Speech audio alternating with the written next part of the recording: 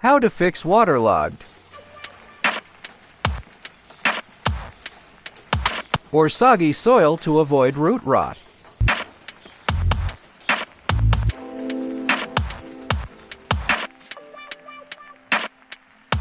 First, loosen the soil.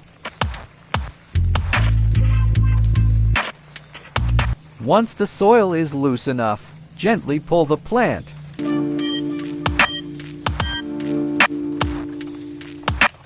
Then, remove unnecessary soil, covering the roots. When the roots are clean, check the bulb and rhizome for any damage. Transfer the old soil in new container.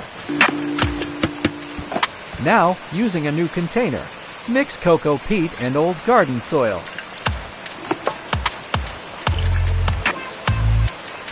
Use the mix as the new potting soil.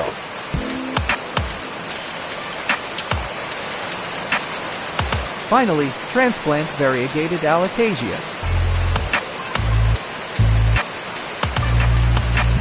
This new mix will fix waterlogged soil